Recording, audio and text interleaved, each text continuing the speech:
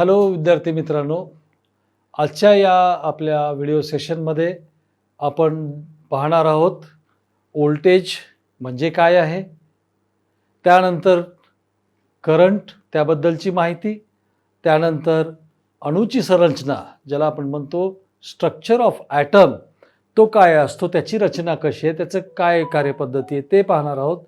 त्यानंतर कंडक्टर्स म्हणजे काय, म्हणजे वाहके ज्याला म्हणतो आपण, ती वाहके म्हणजे काय असतात, कशामुळे त्याला वाहक म्हणायचं, त्यांचे काय गुणधर्म आहेत.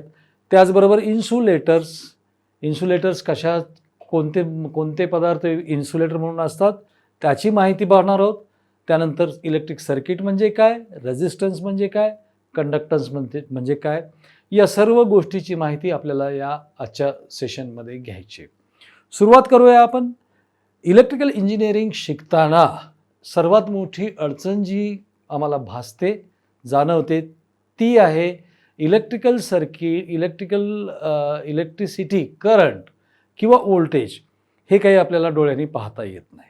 जसं मेकॅनिकल ब्रँच आहे किंवा इतर ब्रँचेस आहेत ज्यामध्ये प्रत्यक्ष ती मशीन कार्य करताना त्याचे लिव्हर्स असतील, सिलेंडर्स असतील, ते खालीवर होताना दिसतील. तसंच इलेक्ट्रिकल सर्किट पाहताना किंवा इलेक्ट्रिकल सर्किटचा अभ्यास करताना आम्हाला करंट दिसत नाही, आम्हाला व्होल्टेज दिसत नाही.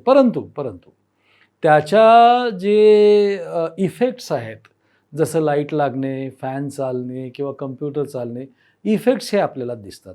त्याच्यामुळं आम्ही इलेक्ट्रिकल इंजिनिअरिंग शिकवताना एका फार मोठ्या ॲनॉलॉजी ज्याला म्हणता येईल, गुणसाधर्म्य, त्याचा आम्ही वापर करतो. जसं आता मी तुम्हाला ही जी पुढची स्लाईड दाखवतोय, या चित्रामध्ये तुम्हाला 2 पाण्याच्या टाक्या दिसत आहेत. ही पाण्याची टाकी, हे चित्र रिप्रेझेंट करतंय इलेक्ट्रिकल इंजिनिअरिंगचा अंदाज येण्यासाठी, व्होल्टेज करंटचा कन्सेप्ट समजवण्यासाठी या टाकीचं उदाहरण आम्ही घेतलेलं आहे.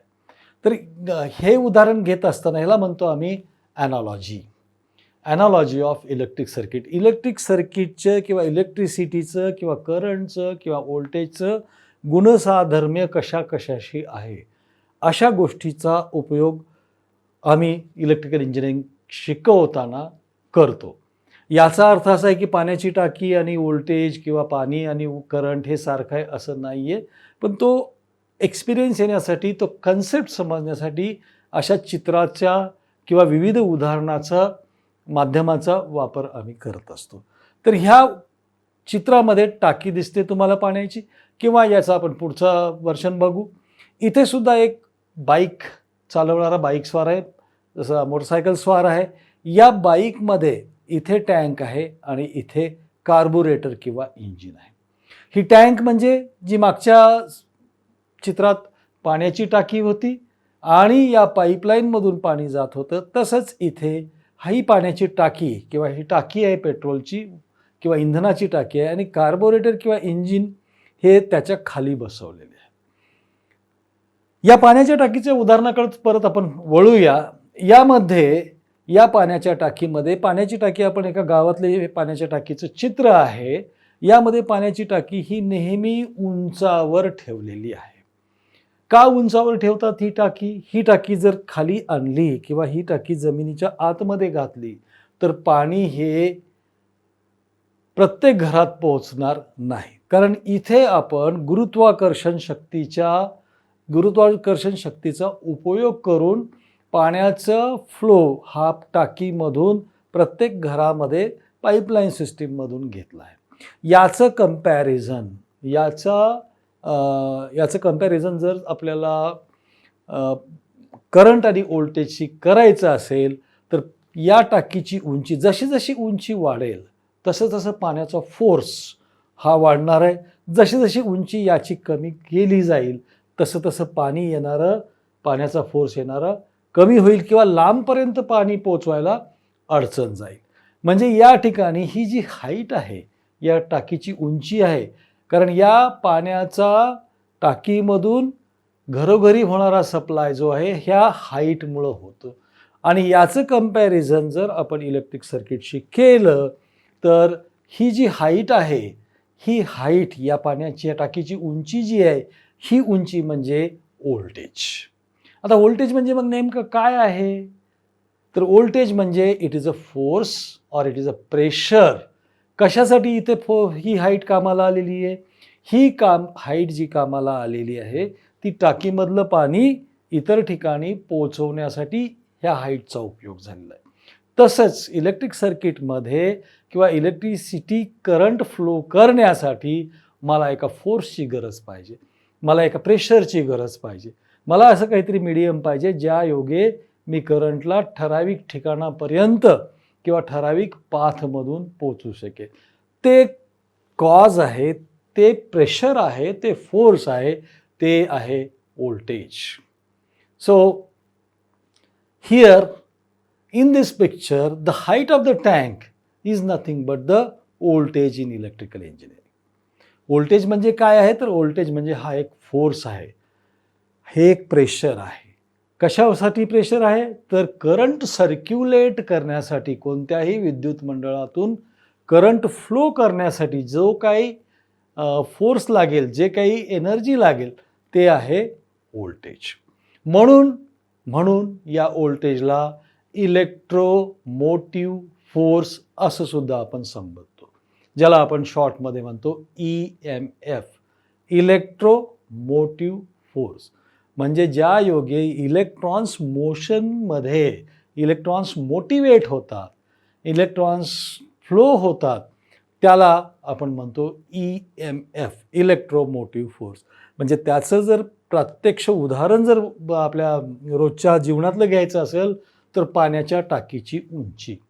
जितकी जास्त उंची तितकं वेगवान, तितकं जास्त दूरपर्यंत पाणी पोचवायला मदत होईल. तसंच या उंचीवर, म्हणजे थोडक्यात पाणी जर आम्हाला घरोघरी पोहोचवायचं असेल तर आम्हाला काहीतरी फोर्स लागणार आहे.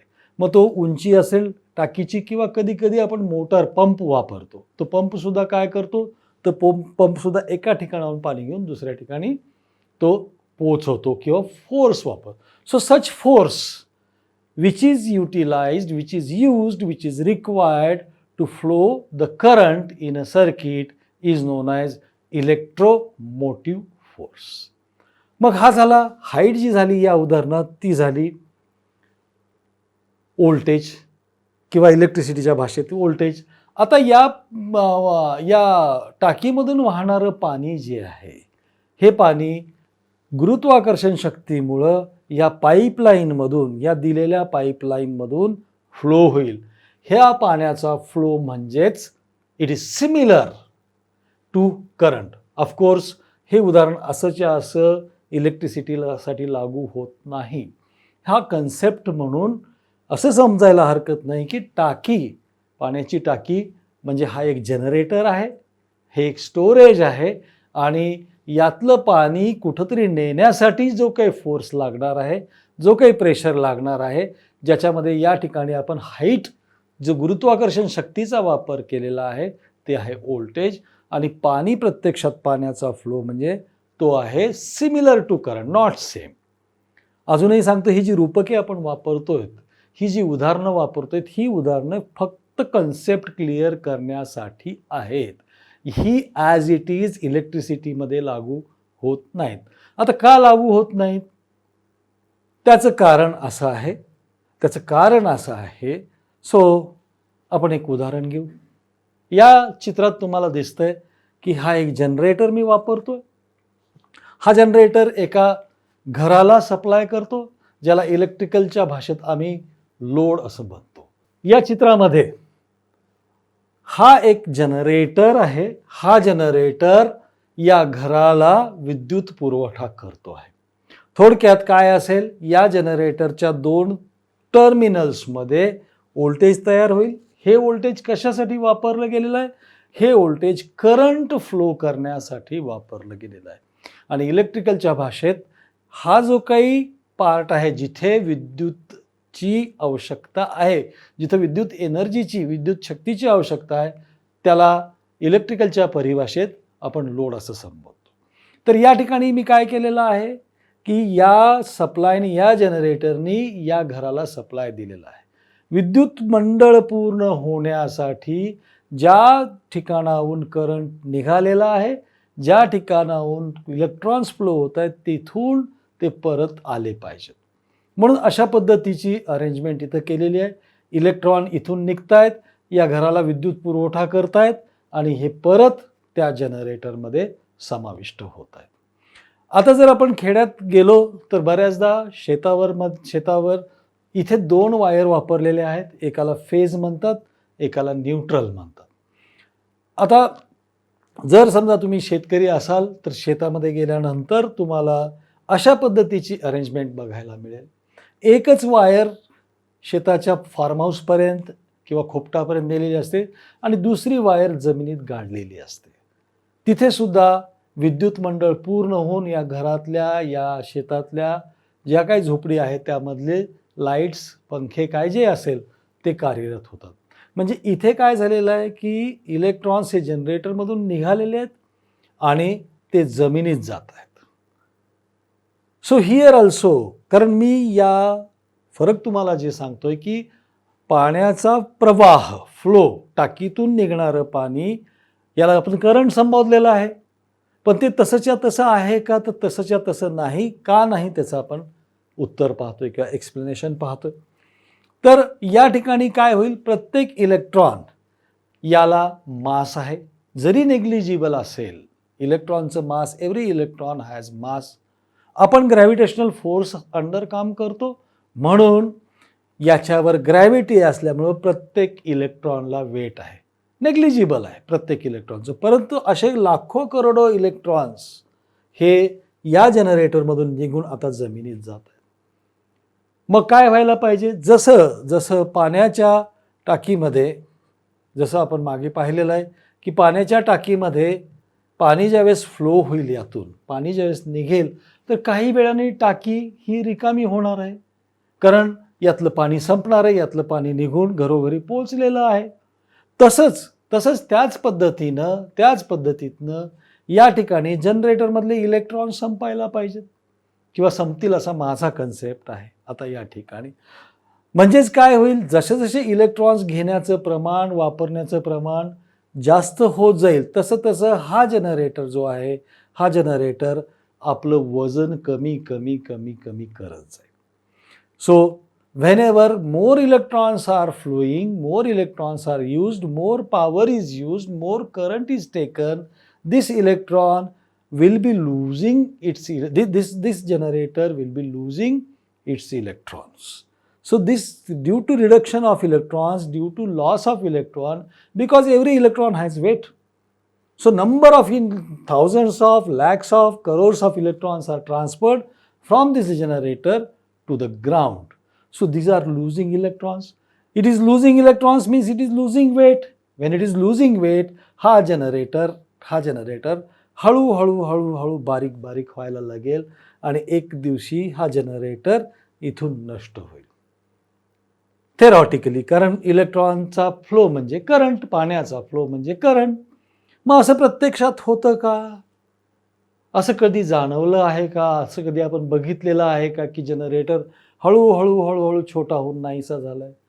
ही गोष्ट आपण कधी अनुभवलेली नाही किंवा ही गोष्ट ऐकण्यात सुद्धा नाही किंवा प्रत्यक्षात अशी होत नाही. मग का होत नाही? कुठे प्रॉब्लेम आहे? काय आहे? डेफिनेशनमध्ये प्रॉब्लेम आहे? काय आहे? तर थोडासा त्याचा आपल्याला याच्यासाठी आपल्याला अणूची संरचना काय आहे ते पाहिलं पाहिजे.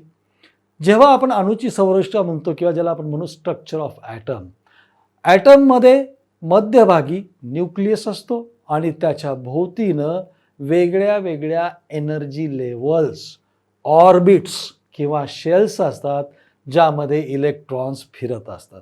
हे इलेक्ट्रॉन्स या केंद्राभोवती फिरतात, त्याचबरोबर ते स्वतःभोवती सुद्धा स्पिन होतात.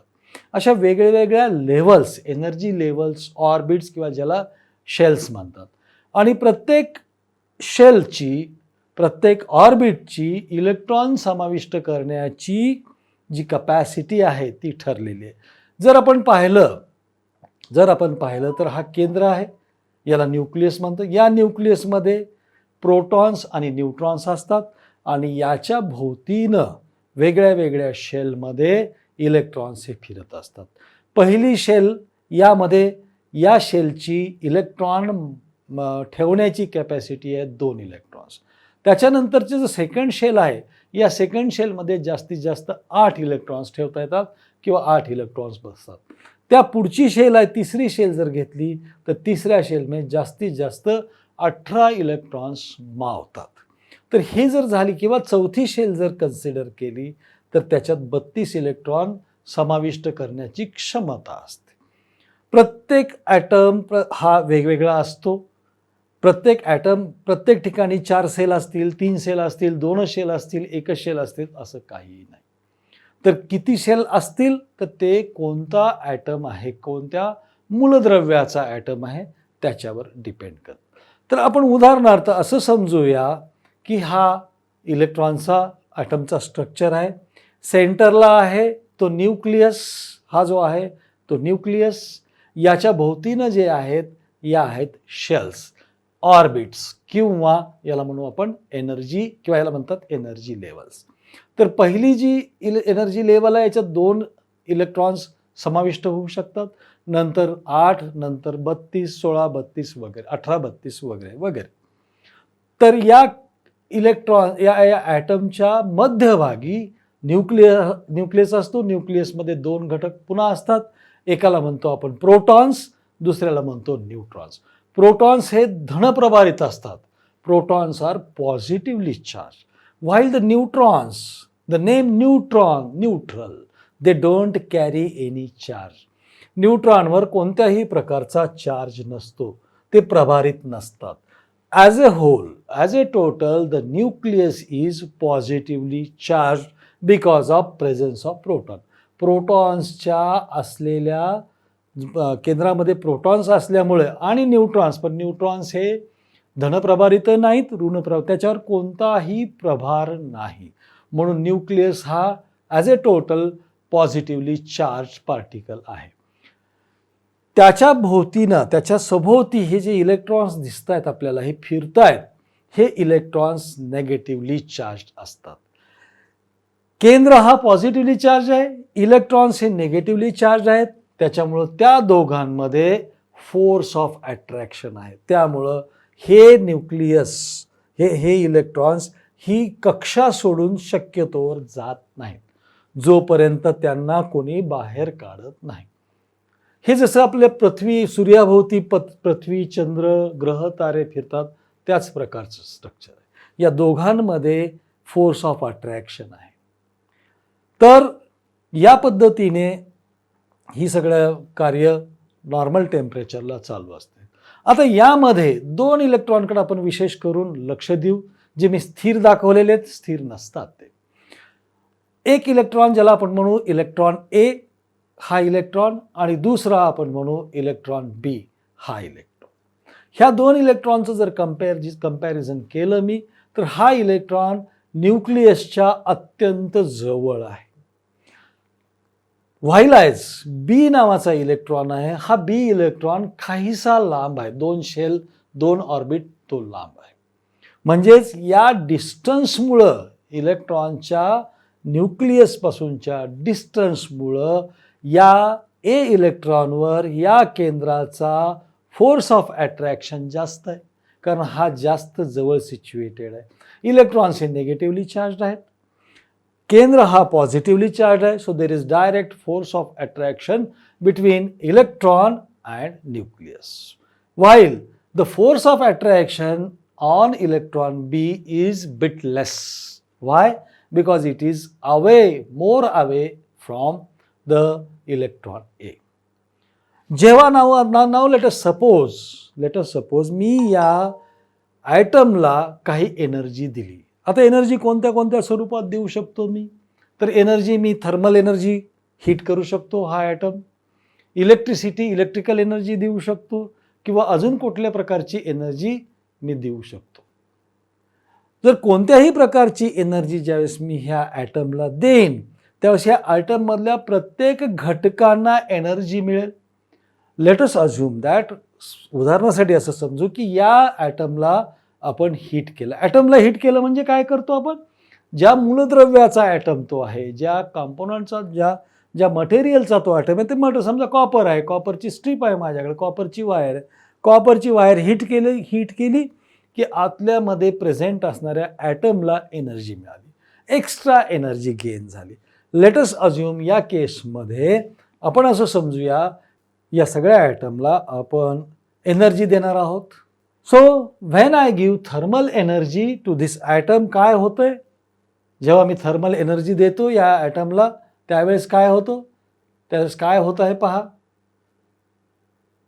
जेव्हा मी थर्मल एनर्जी या ॲटमला सप्लाय करतोय, सगळ्याच इलेक्ट्रॉनला, सगळ्याच ॲटमला एनर्जी मिळते. हा electron be which was present in the outermost orbit, now it is leaving the orbit because of gaining additional energy. Because of gaining additional energy. या इलेक्ट्रॉनला, बी इलेक्ट्रॉनला एनर्जी मिळाली.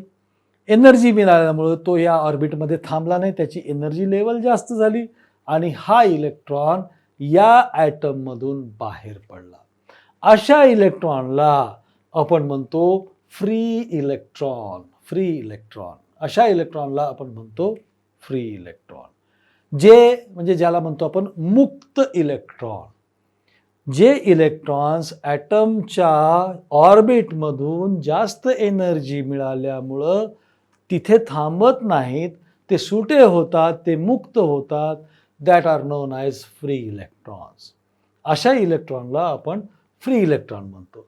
And these are the carriers of electric current.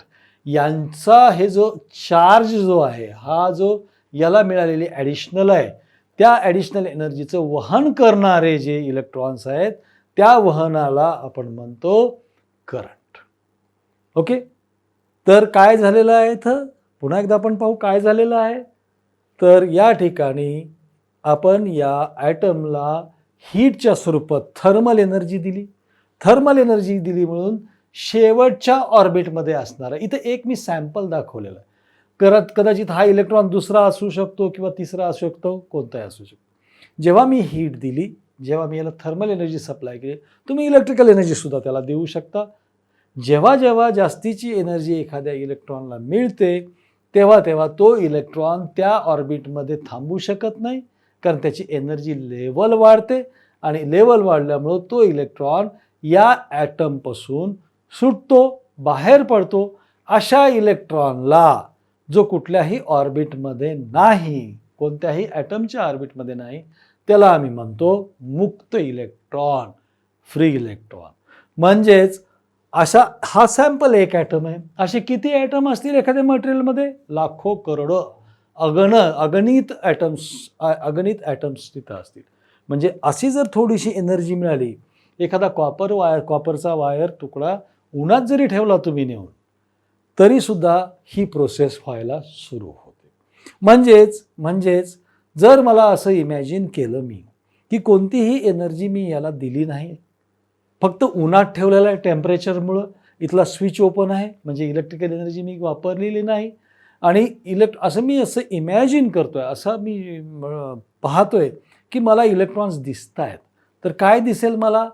Free electron झालेले आहेत, जे की randomly move होत आहेत. त्याच्यावर कोणताही कंट्रोल नाही. ते कोणत्याही दिशेनं न जाता वेगवेगळ्या दिशेने त्यांना वाटतं त्या दिशेने ते मूव्ह करतायत. मूव्ह का करतायत किंवा का असं होतंय? तर ह्या सगळ्या इलेक्ट्रॉन, हे सगळे इलेक्ट्रॉन इथे जे दिसत आहेत, हे सगळे फ्री इलेक्ट्रॉन्स आहेत. हे सगळे आपल्या आपल्या ऑर्बिटमधून बाहेर पडलेले आहेत. अशा बाहेर पडलेल्या इलेक्ट्रॉनला मुक्त इलेक्ट्रॉन म्हणतो. आणि मुक्त इलेक्ट्रॉन हे ना आता मुक्तपणे संचार करतायत त्या मटेरियलमध्ये. आता मग जेव्हा मी याला पोटेन्शियल देईल, जेव्हा मी ज्याला व्होल्टेज देईल, त्यावेळेस हे एका ठरलेल्या दिशेने मार्गक्रमण करायला चालू करतील. सो लेट अस सपोज आपण या इलेक्ट्रॉनला आता व्होल्टेज दिलेला आहे.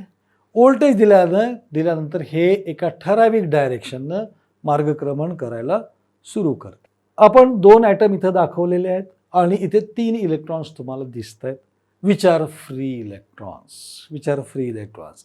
आता हा इलेक्ट्रॉन फ्री झालेला आहे, मग म्हणजे ॲक्च्युली करंटचं वहन कसं होतं हे आपण पाहतोय. तर विद्यार्थी मित्र हो, आज आपण या सेशनमध्ये व्होल्टेज काय आहे, EMF काय आहे हे पाहिलं, करंट काय हे पाहिलं. आपल्या पुढच्या सेशनमध्ये उर्वरित माहिती आपण घेणार आहोत.